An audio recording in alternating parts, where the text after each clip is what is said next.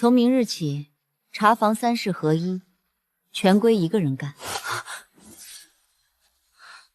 一句话把我从跑茶的变成了端茶、洗茶、跑茶全包的杂役。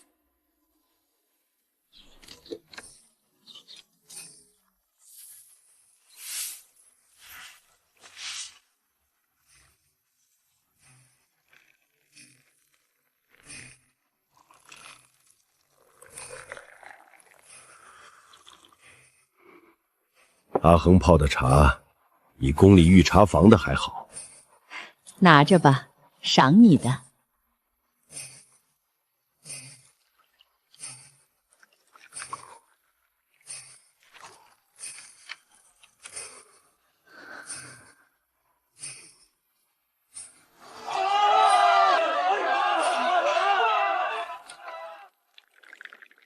阿红，听说世子夫人进门后，侯夫人就得把管家权交给她了。可她出身薄府，能管好咱们侯府的事吗？主子的事轮不到咱们议论。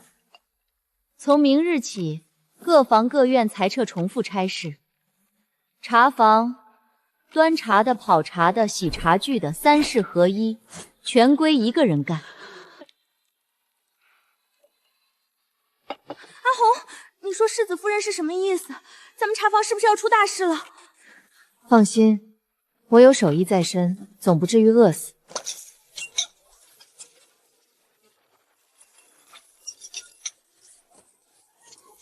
世子夫人说了，茶房3事合一，3件事全归一个人干，我以后干什么去啊？一个人干3个人的活？是啊，只有你会跑茶，留下的肯定是你。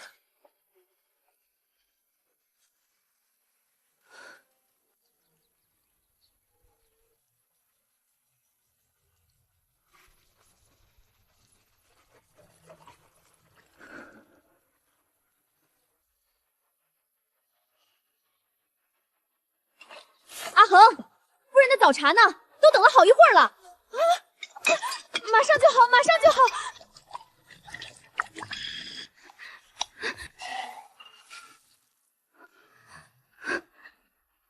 今天的茶太苦了。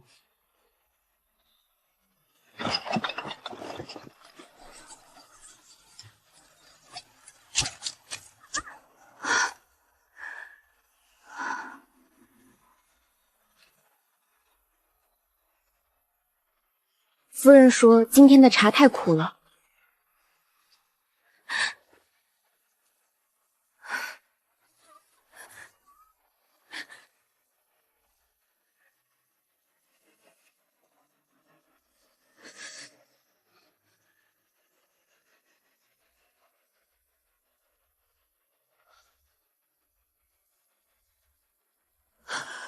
从今往后，各房要茶需先报与秀厨登记，再由他知唤你去准备。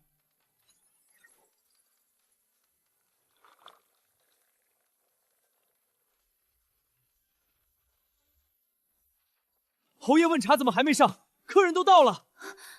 秀菊姑娘还没来说要茶呀？还要谁说？昨天就吩咐你了。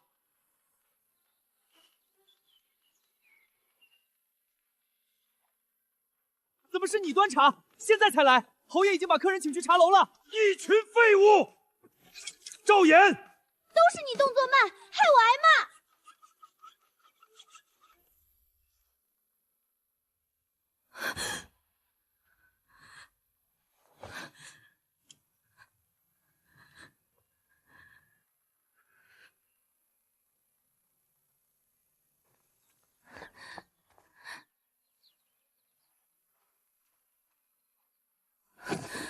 你就是阿恒，侯爷的茶是你耽误的。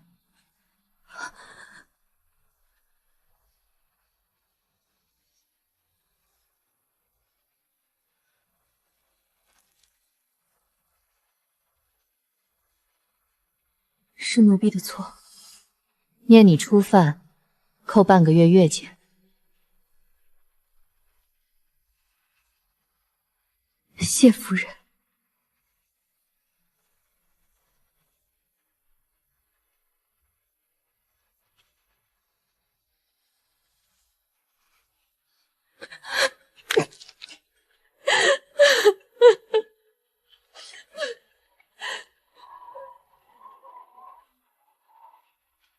为节省开支，从明日起，各院小厨房全部取消，所有人吃饭统一从大厨房配送。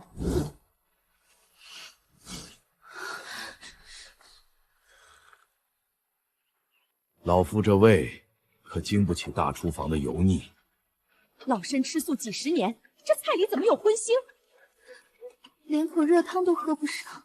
云儿做事有魄力，这侯府就该好好整顿整顿。不吃了。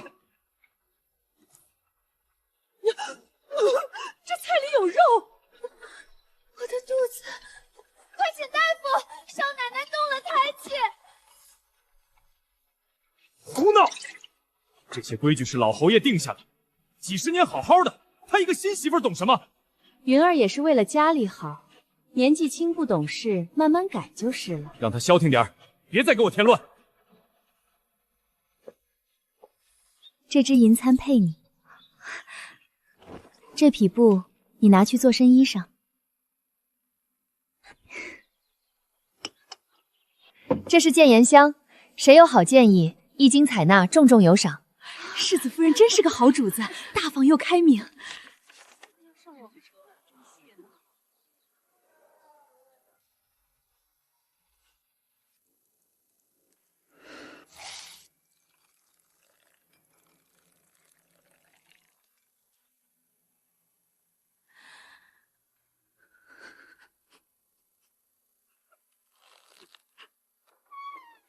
阿恒，你怎么瘦了这么多？眼睛下面全是青的。睡不够。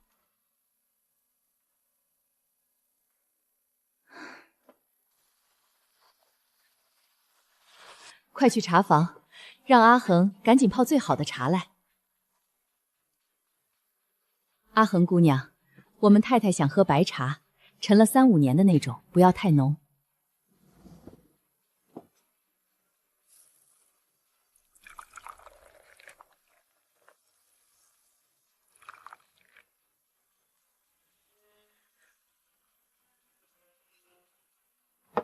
这茶是谁泡的？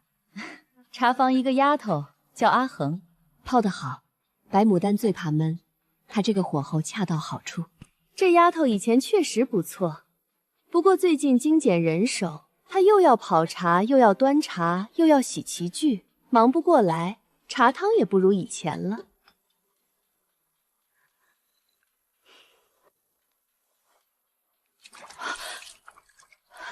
夫人。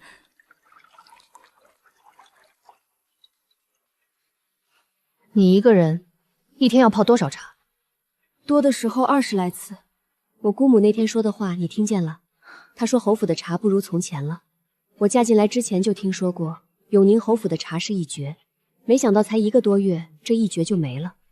茶房的差事我重新安排，你先把你的事做好。阿红姐姐，我是阿谭，夫人让我来茶屋帮忙。阿红姐姐，你教我洗茶具吧，我学东西可快了。好，姐姐教你。洗器具要轻，盛化斗彩的杯子碎了可赔不起。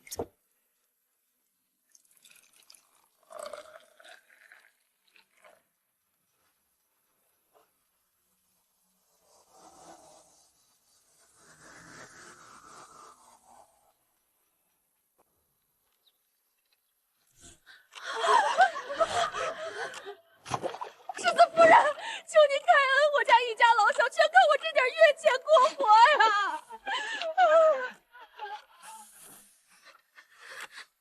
阿恒，你说世子夫人到底是好人还是坏人？她也是想把自己的事做好吧。可她做好自己的事，我们就活不下去了。世子夫人是个能干的，只可惜能干过了头。我们侯府的规矩是老侯爷定下的，几十年的老规矩能随便改吗？改完了还不如不改，这不是瞎折腾吗？大嫂，你要是觉得府上开支大，不如先把自己嫁妆拿出来贴补。我听说安阳伯府陪嫁了好几间铺子，收益应该不错吧？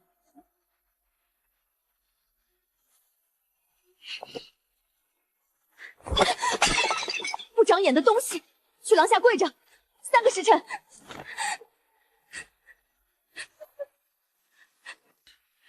套车回府。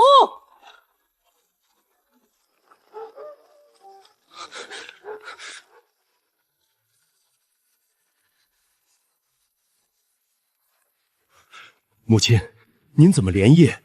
让那个沈家的丫头来见我。你说说，为什么要改老侯爷定下的规矩？回老夫人，光下人月钱1年就是3600两，各房重复差事太多，裁掉30%。为了省1000两，你让侯爷丢了面子，让二老爷饿肚，让三少奶奶动了胎气，这笔账你算过没有？老侯爷当年定下1人1室的规矩，不是为了排场，是为了不乱。一个人只管一件事，不会乱，不会推诿，不会出错。你以为你裁的是人手，你裁的是我侯府的根基。规矩改回来，人手恢复了，以后府里的事不劳世子夫人操心了。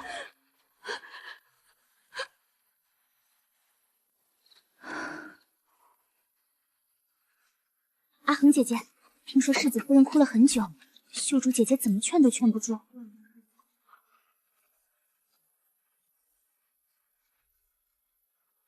阿恒，世子夫人说了，老夫人的吩咐自然要听，但府上开支却多省大，各房还得说对事。从今日起，茶房业配额减半，每天的茶改用隔夜水泡，能省则省。隔夜水泡茶，那还能喝吗？世子夫人说了，先熬过这个月再说。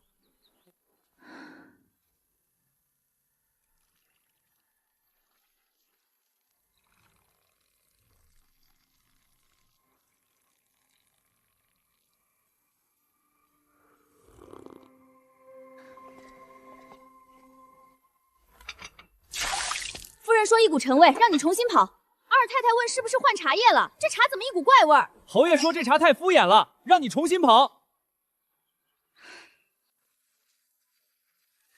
嬷嬷，茶房要领活水。世子夫人吩咐了，活水有限，只够厨房用，茶房没有。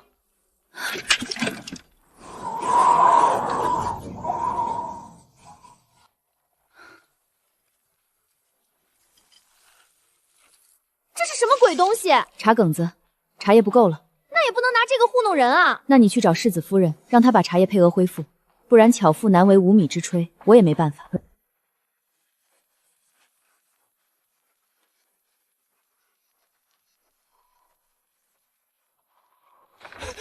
阿恒姑娘，世子爷书房来了贵客，新任苏州知府，点名要最好的碧螺春。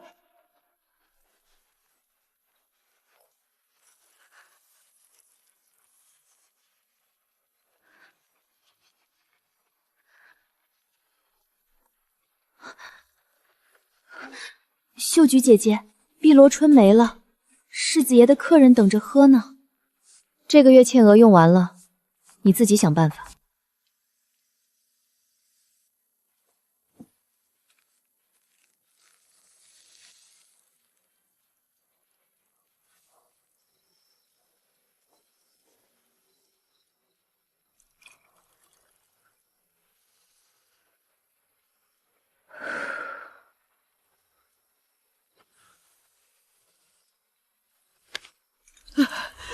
老夫人这是喝了凉茶刺激了胃，老毛病犯了。阿红，老夫人胃病犯了，大夫说是喝了凉茶刺激的，怎么回事？茶叶不够了，这个月馈额减半，活水也没有，只能用隔夜水泡茶根子。谁让你用隔夜水的？世子夫人的吩咐。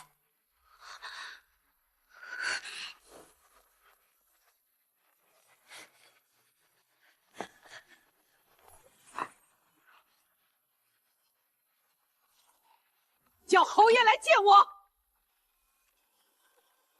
我不管你侯府的账本写了什么，也不管你开源还是节油，我只说一句：从今天起，我的茶每天照旧，龙井、活水由阿恒来泡，缺1两茶叶，缺1滴活水，我唯你是问。阿红姐姐，我听说侯爷回去以后把世子爷叫到书房臭骂了一顿，说世子夫人再这样折腾下去，侯府名声都要败光了，还说让世子爷管管自己的媳妇儿，管不好就别怪他不客气。还有呢，我听说侯夫人也跟世子夫人说了，让她消停点，别跟老夫人对着干。老夫人是侯爷的亲娘，得罪了老夫人，谁来了都保不住她。这些话你从哪来的？我去厨房端点心，听厨房婆子们在传。别传这些话，传出去对你不好。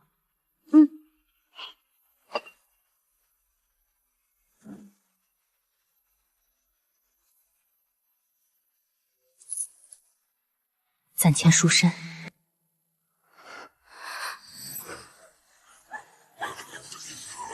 神。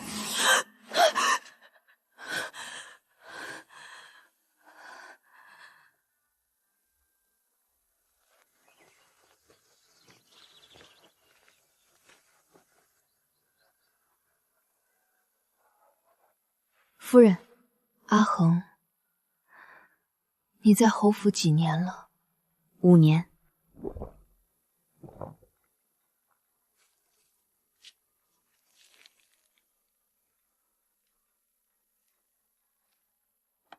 回世子夫人，奴婢一个人确实应付不过来，但如果能恢复从前的人手和配额，奴婢有信心把茶泡好。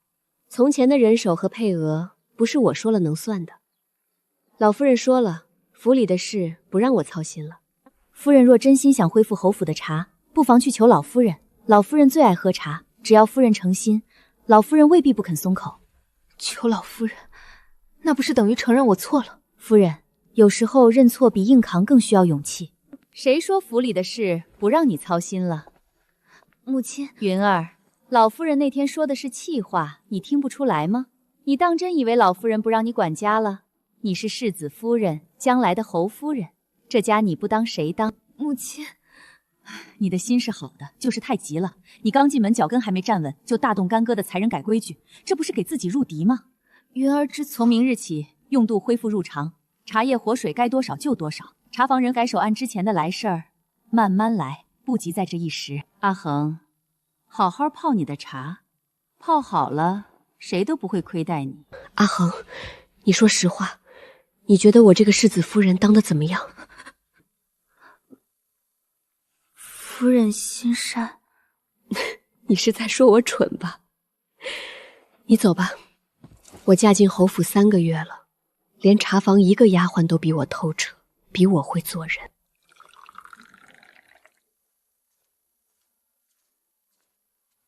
老夫人赏的，说阿恒姑娘茶泡的不错。谢老夫人赏。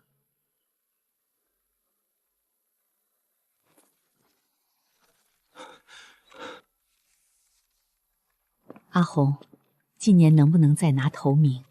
夫人放心，奴婢定当全力而为。母亲，往年都是母亲操劳，今年就让云儿试试吧。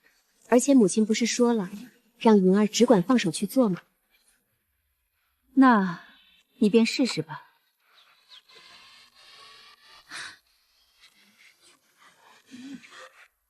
他想在茶宴上动手脚。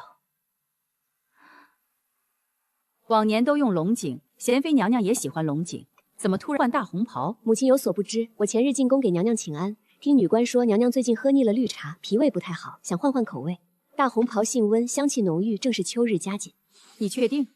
云儿确定，母亲放心。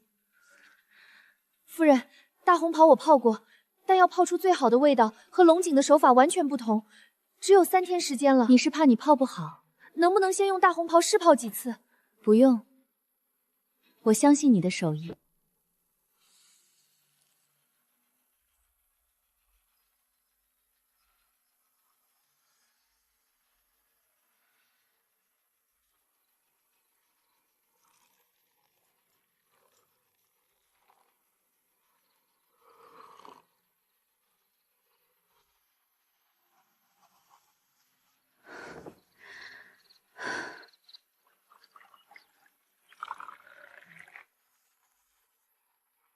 阿恒姑娘，这大红袍可是武夷山母树上采的，1年只产8两。世子夫人花了好大的面子才买到1两，你可仔细着用。是。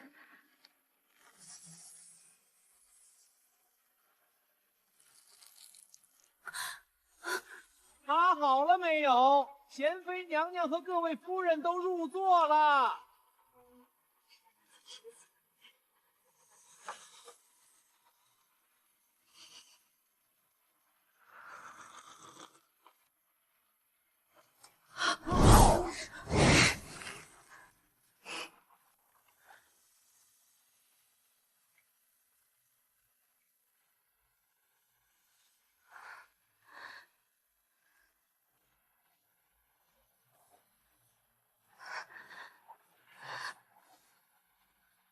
红姐姐，这边来。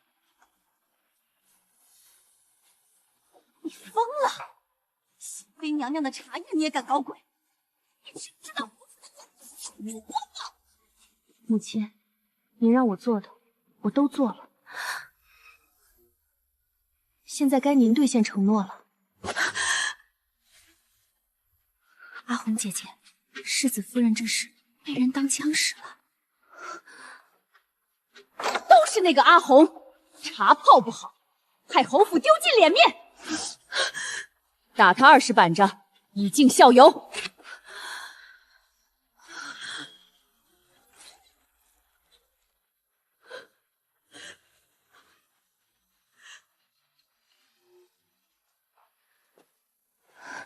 阿恒，没事了。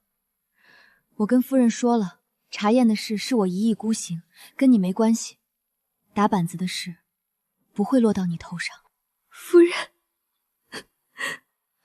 别说了，是我连累了你。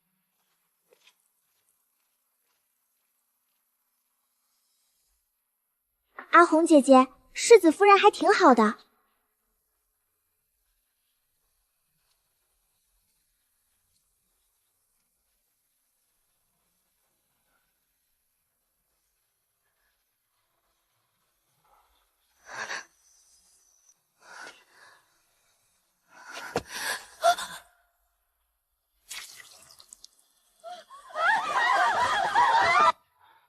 孩子保不住了，而且夫人伤了根本，日后恐难有孕。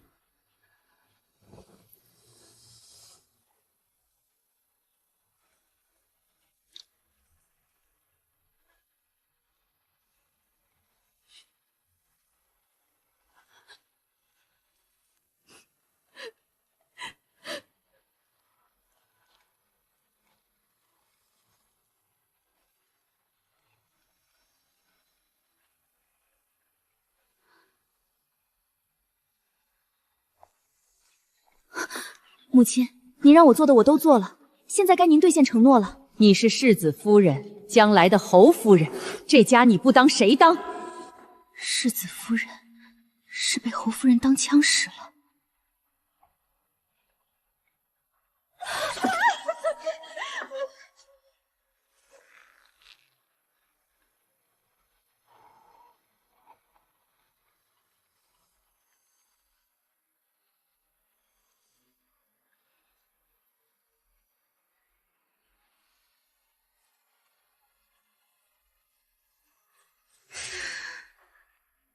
他想博得婆母的信任。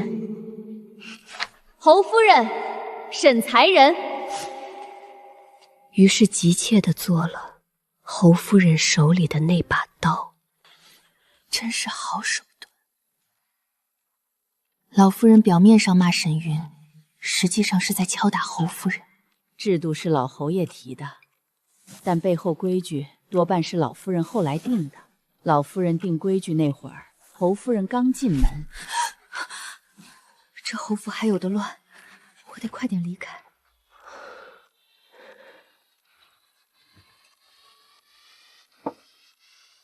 阿恒，你说一个人做错了事，是不是就再也没有挽回的余地了？我13岁那年，继母生了个弟弟，从那以后，我在府里就像个外人。我拼命学规矩，学管家，就是为了嫁进侯府以后不被婆家看轻。可我还是把事情搞砸了。我出嫁前一天还有人跟我说，你能嫁进永宁侯府已经是烧高香了，别不知足。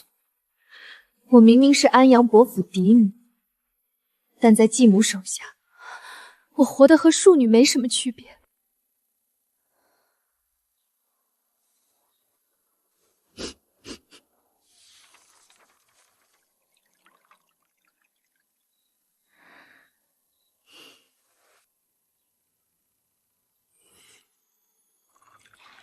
侯爷，你宫里的还好？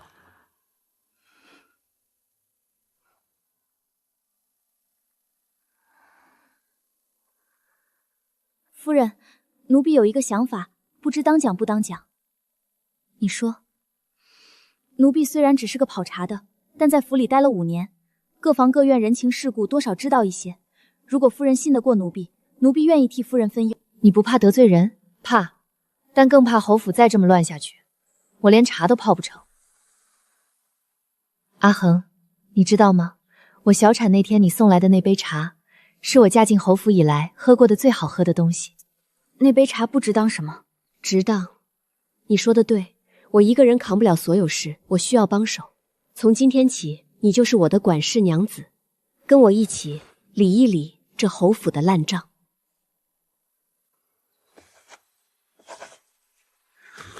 唉，什么小夫人啊！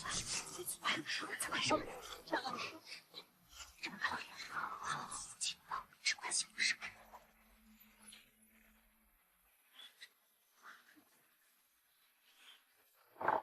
妹妹的帕子，仔细些。主子管事颗颗月前都是3月线。沈云就是帝归的怒谈口头。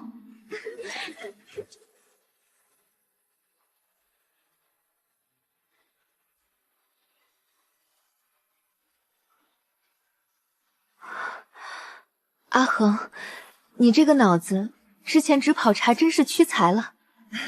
奴婢就只会跑茶和记这些鸡毛蒜皮的事。这不是鸡毛蒜皮，这是命脉。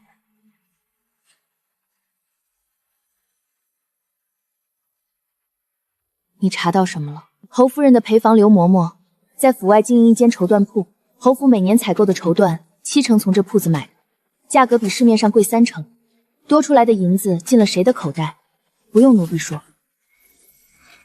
还有呢，赵管事在城外有个庄子，实际上侯夫人出的钱，庄子上种的蔬菜瓜果专门供应侯府后厨，价格比外面贵1倍。阿恒，你觉得侯夫人一年从府里能捞多少？保守估计1万两。我嫁进侯府陪嫁了2间铺子，1个庄子，一年收成不到3000两。她1月提几钱才50两，一年能捞1万两，不止。奴婢查了5年，每年都在1万两以上。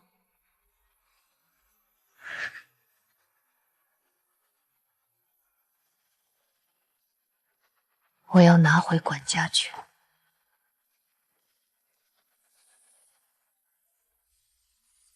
我还查到一件事，关于夫人小产的。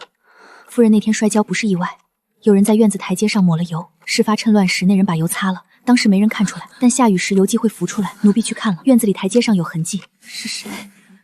能在世子夫人院子里动手脚的只有2种人：里面的人和有权自由进出的人。秀菊，或者侯夫人的人。我知道是谁，不是秀菊。她从小跟我一起长大，她不会害我。因为有了孩子，我的地位就稳了，她就更难拿捏我了。我要把侯府管家权拿到手。阿恒。我要把侯府的管家夺利，是为了自保。这家不在我手里，我就没有一天是安全的。奴婢明白，你不是我的丫鬟，你是我的帮手。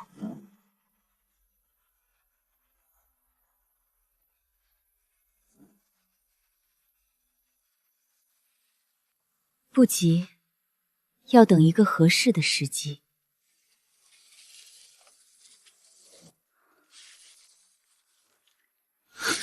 光燕窝一向就报了100斤，往年30斤都吃不完。他这是觉得把实权握在手里了，开始肆无忌惮了。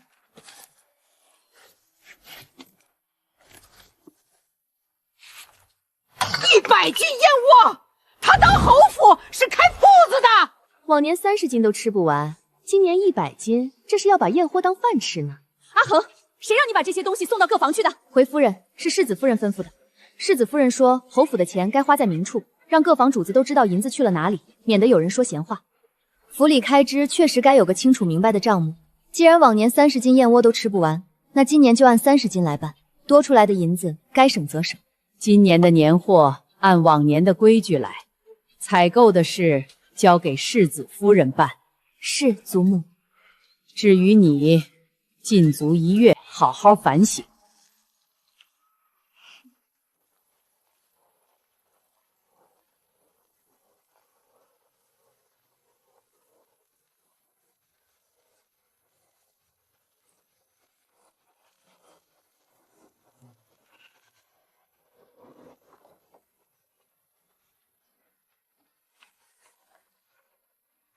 阿红，这是你的。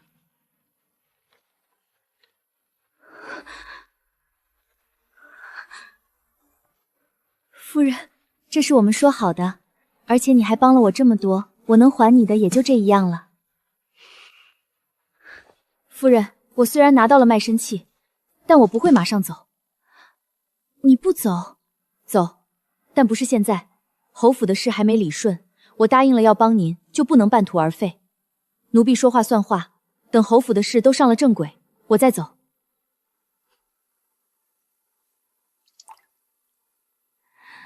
阿恒，谢谢你。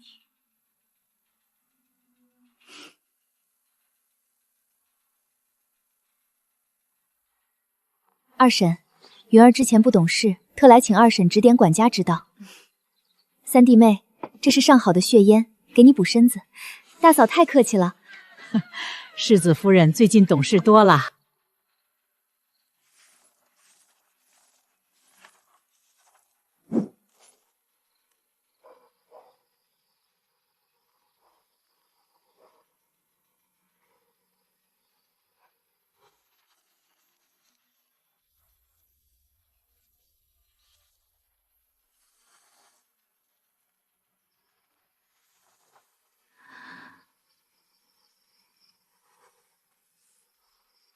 阿恒，你说这些事，侯夫人知道吗？知道，但有些未必是她亲自指使的。那你说该怎么办？奴婢有个主意，咱们不急，一步一步来，就像泡茶一样，水温要慢慢升，不能急，急了茶就苦了。祖母，阿红要走了，我想让阿谭接手茶房，但阿谭年纪小，不懂采买门道，不如以后茶叶的事交给祖母院里的人来管。也好，茶叶是我日日要喝的，交给自己人管也放心。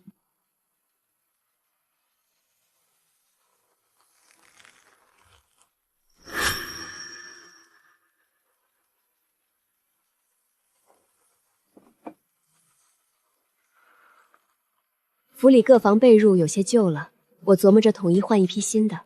刘嬷嬷，这事儿往年都是您操持的，您年纪大了，也该歇歇了。这次就让秀璇来吧。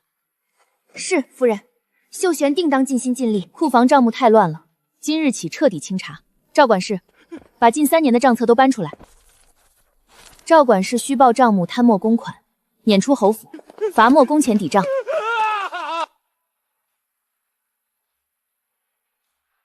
侯夫人这是骑车保帅呢。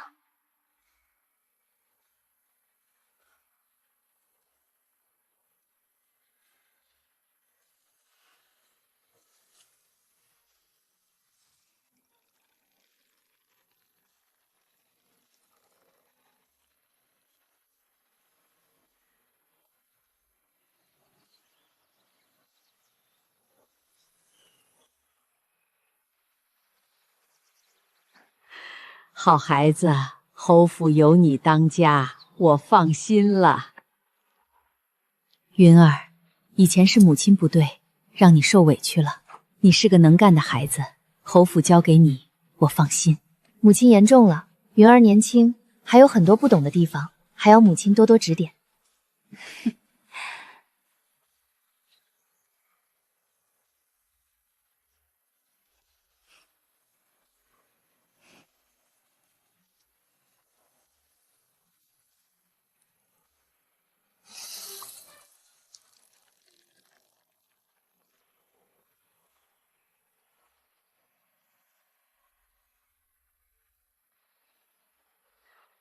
夫人，我来跟您辞行。真的要走了？城南那边有个铺面要出租，我看位置不错了，周围住的都是读书人。我想开个小茶馆，专卖好茶。阿恒，你可以不走的，留下来继续做管事娘子。月前我涨到5两。夫人不是银子的事。那是什么事？我在这侯府待了5年。从一个什么都不会的小丫头，变成了跑茶最好的丫鬟。可我不想一辈子只是个丫鬟。阿红姐姐，你别走。阿恒，茶馆开了记得告诉我，我带府里姐妹们去给你捧场，一定。阿恒。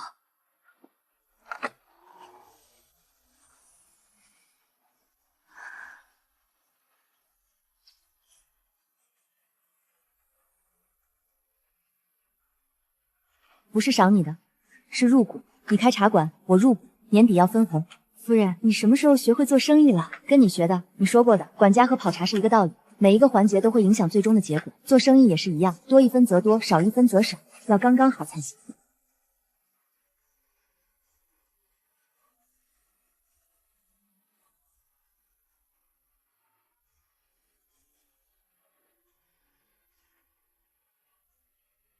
沈云。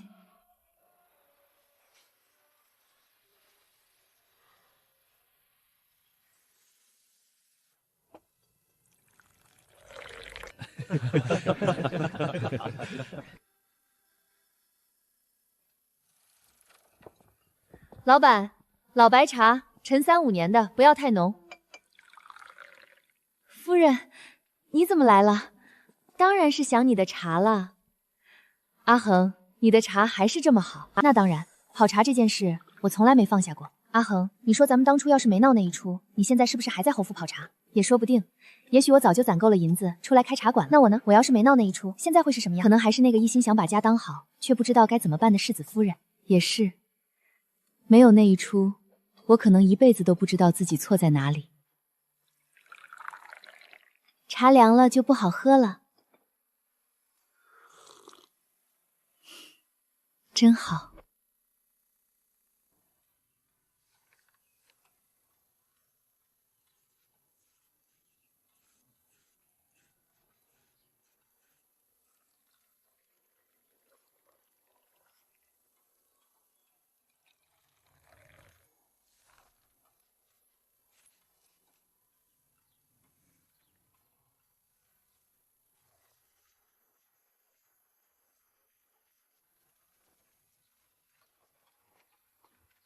阿红，今年的茶宴，我想请你回去帮我跑茶，不是以丫鬟的身份，是韦客卿的身份。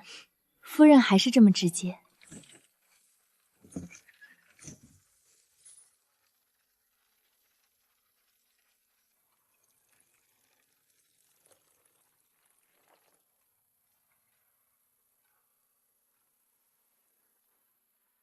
永宁侯府头名。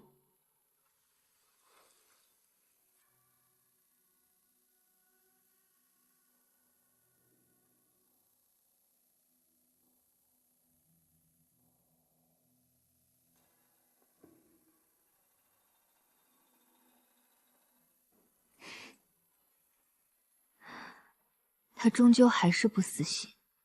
夫人打算怎么办？你觉得呢？夫人有没有想过，侯爷最看重什么？面子。对，侯爷最看重侯府的脸面。流言这种事，伤的不是夫人的脸面，伤的是侯府的脸面。夫人与其自己去辩解，不如让侯爷自己去听、去看。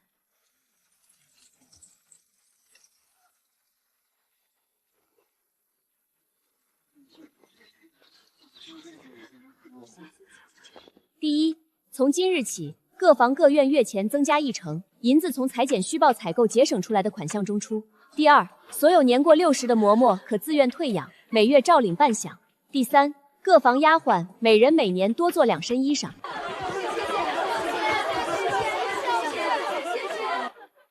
这才是真正的高手，不是去斗倒敌人，是让敌人变得无关紧要。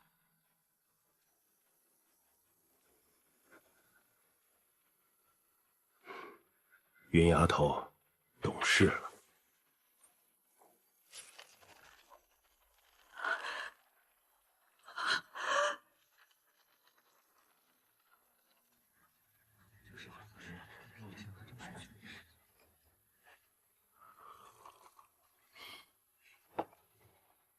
姑娘，你这茶馆的茶是我在京城喝过最好的。多谢先生夸奖。我姓方，在户部当差，过几日有几场重要的茶局要办，想请姑娘去跑茶，不知道方便不方便？方大人客气。茶府规矩，外出跑茶300文一次，茶叶另算。户部官员邀约外出私茶，是难得的人脉机缘，不可慌乱失了分寸。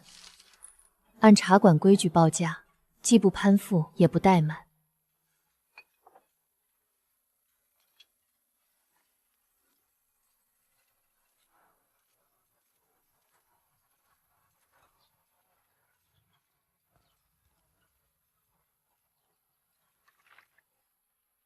这位老板娘的茶比京中好些大茶馆的还好，不知是哪家出身？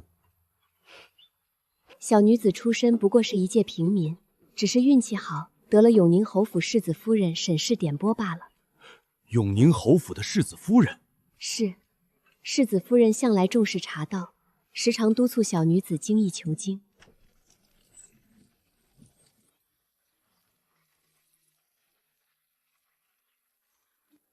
阿恒，你可真是我的福星。夫人，茶泡的好不好看茶叶，人走的好不好看人脉。这些官爷富商以后都是侯府的朋友。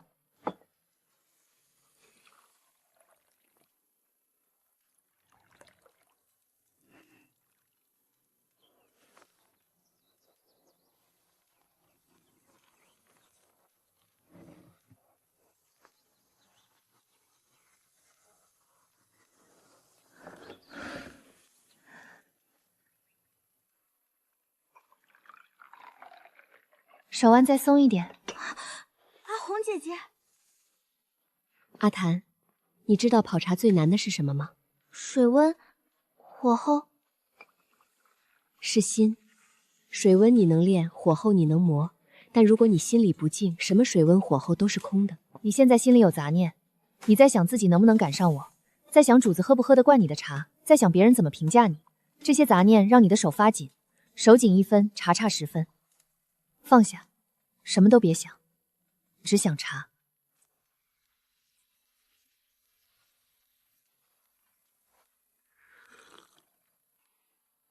还差2分。差在哪儿？你泡的时候太紧张了。这茶是给老顾客泡的，你心里想着要给最好的，结果手就紧了。泡茶的时候，别想喝茶的人是谁，天王老子来了也是这一泡。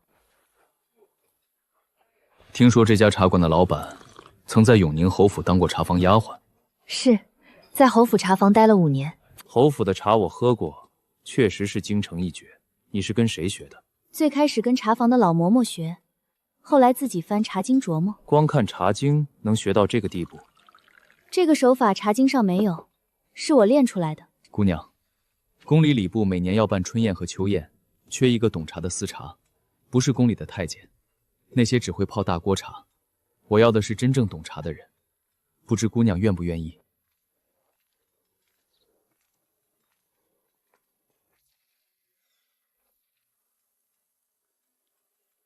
原来宫里跑茶就是拿一个大铜壶把水烧开了，倒进去端走。难怪周大人说只会泡大锅茶。从今天起，这茶库的茶我来泡。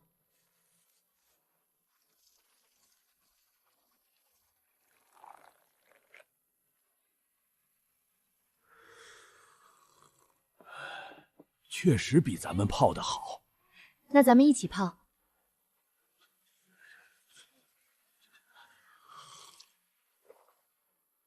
这茶是谁泡的？回首府，是礼部新请的司茶城南一茶坊的掌柜。不是因为这些客人能带来多少银子，是因为他终于证明了，一个丫鬟的手艺可以站在京城最高的地方被所有人看见。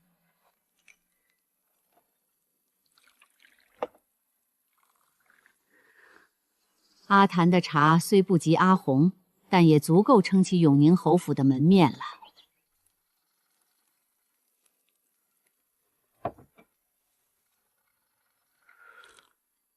阿唐，你可以出师了。阿恒姐姐，我没什么能报答你的，我以后泡的每一杯茶都会按你教的来。不用报答我，把这句话交给下一个学茶的人就够了。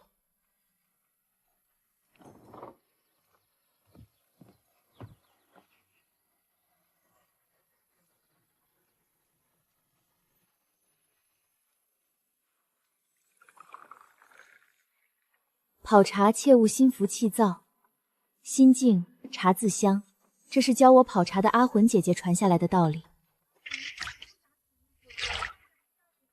阿红，我不想洗衣服了，但我也不像你，我不会泡茶，没有手艺，出去了能干什么？我这茶馆缺一个管事的，不用你会泡茶，你只要帮我管好账目，招呼客人，安排雅间。你以前在侯府干的就是迎来送放的事，这方面你比谁都强。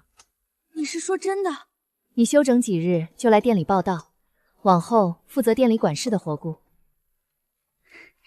真的太谢谢你，愿意给我这个机会。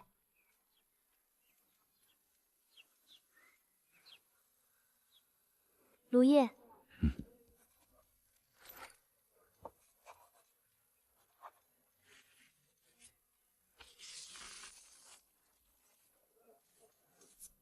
阿恒，谢谢你。我以前在江洗房天天想着，这辈子是不是就这样了？每天一洗衣服洗到手烂，然后被撵出去嫁个粗汉，一辈子就完了。不会的，以前你只是没遇到合适的饭碗。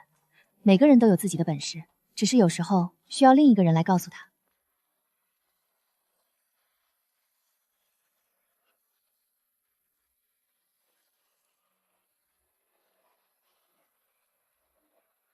是你。夫人安好。你那茶馆开得怎么样了？托夫人的福，生意还行。你泡的茶确实好，以前是我不识货。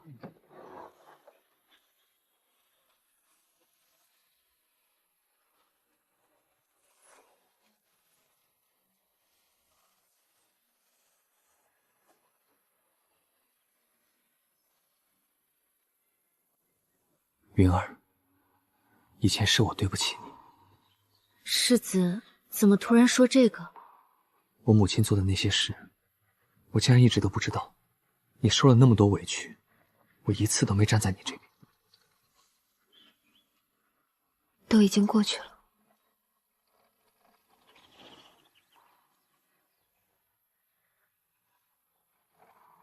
以后我会站在你这边的。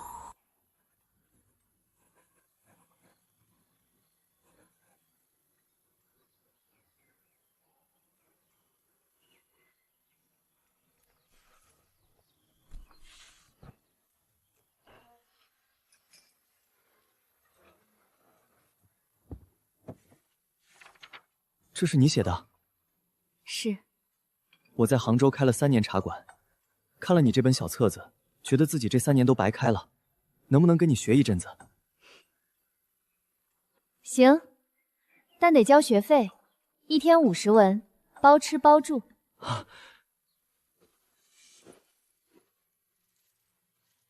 阿恒姑娘，我这人嘴笨，不会说好听的，但我知道，你不光帮了云儿，也帮了整个侯府。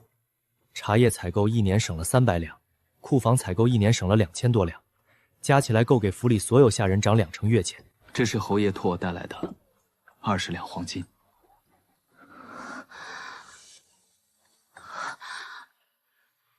侯爷说这不是赏赐，是谢礼，谢你帮永宁侯府保住了规矩，谢你没有在沈云最难的时候踩他一脚，你是我们府上出去的丫头的骄傲。世子爷，这帮恩业收下，不是为了侯府，是因为世子夫人值得。她是我见过最苦的人，也是我见过最不服输的人。阿红，你知道吗？去年你在宫宴上查出的那些账目，我看了整整3遍，每一笔都对得上。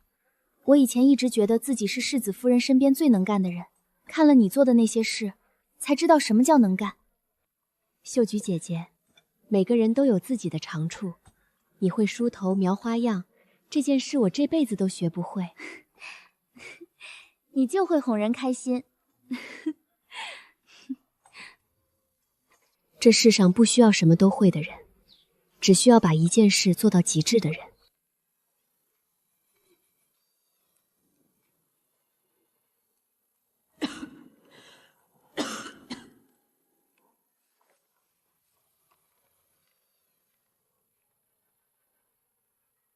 你要回老家？母亲病得不轻，我让赵衍派人护送你回去，银子够不够？够，夫人放心。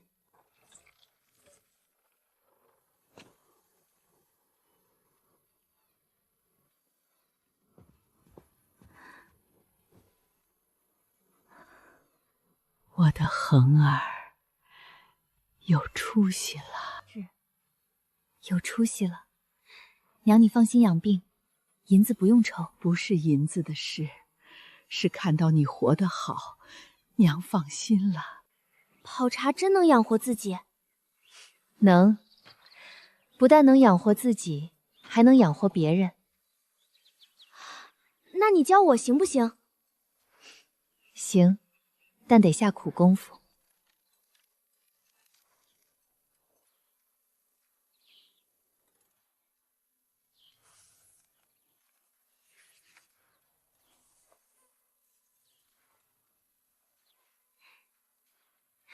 夫人当初投那500两可不是白投的，这笔钱我不拿回去，继续放你这儿，明年我还等着翻倍呢。现有存款足够在京城新增2间门店。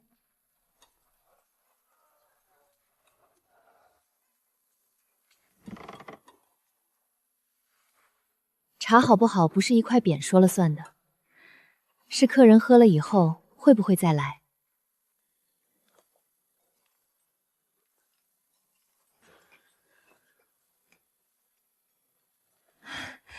老夫人怎么亲自来了？听说你的茶馆开得好，来看看。还是那个规矩，龙井活水，你亲自泡。阿恒，你离开侯府最可惜的人不是你，是我。我这辈子喝了多少丫鬟泡的茶，只有你泡的茶让我觉得不是在喝茶，是在喝手艺。老夫人，您只要想喝，随时来。你之前介绍给我的那位茶叶行账房先生，性子本分老实，可我心里一直不敢动心。我从前只是侯府丫鬟，出身低微，总觉得人家定会瞧不上我。翠萍，你现在不是侯府的丫鬟了，你是一茶坊的管事，你管着2个店，手下有7、8号人，你凭什么看不上自己？可是我手粗。手粗是因为干活多，干活多是因为有本事。你这双手比那些十指不沾阳春水的强10000倍。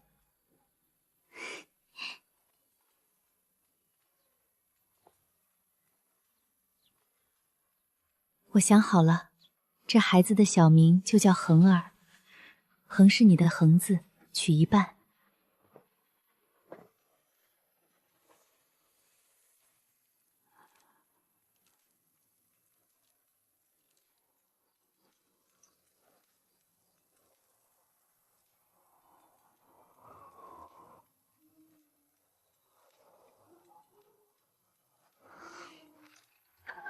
母子平安，是个大胖小子。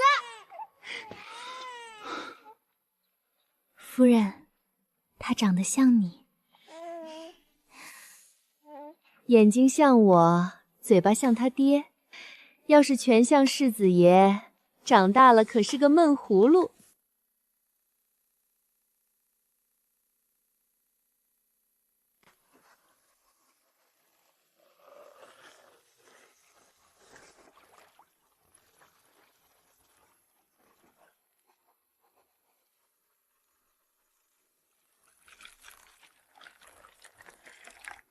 5年侯府煎熬苦练，才有今日一口回甘。所有苦都值得。你一个人管2家茶馆，还要去宫里司茶，不累吗？累，但比在侯府端茶洗碗的时候轻松多了。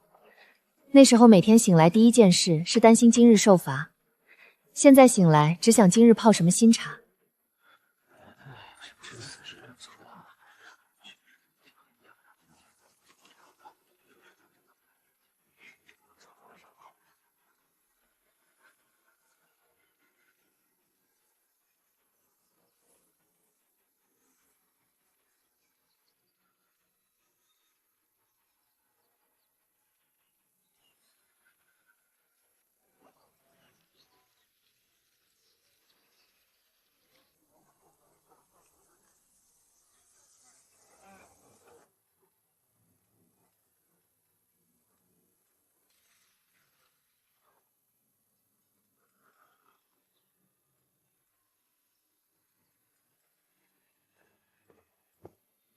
燕儿，阿恒离开几年了？4年多了。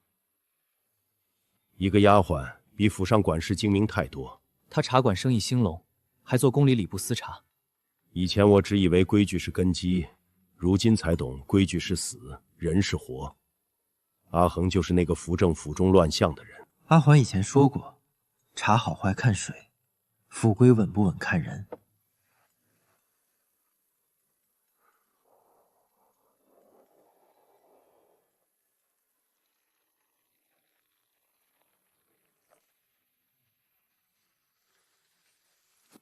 你不用应承。我娘走的时候是笑着的，这辈子最骄傲生了我，我做的还不够好。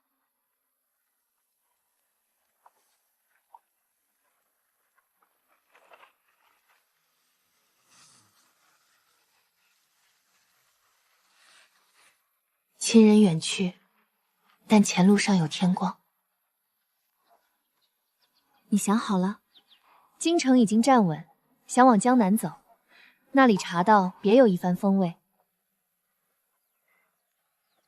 那京城2间店怎么办？交给翠萍、阿谭打理，我每年回京对账品茶。说走就走？不是离开，只是走远一点。京城终究是我的家，侯府是起点，茶馆根基。江南是远方，四方茶汤皆是归处。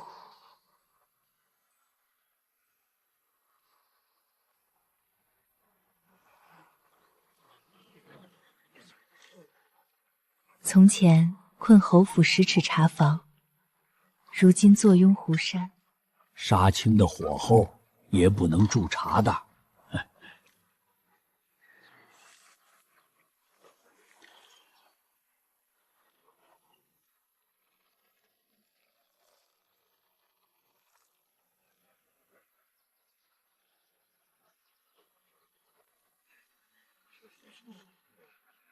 公爹，儿媳敬您，祝您福如东海，寿比南山。好，哈哈哈哈！从前总斥责你，如今府内外打理妥当，以后侯府全权交托于你。云定竭尽所能，不负躬身托付。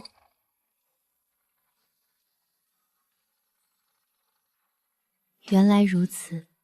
执念放下，心自安宁。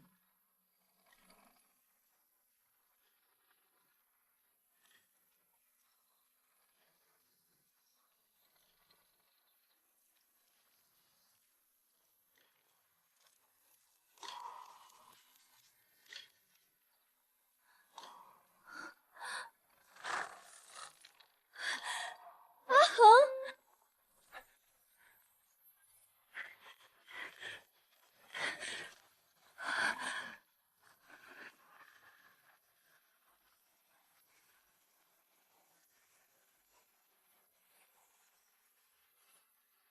夫人，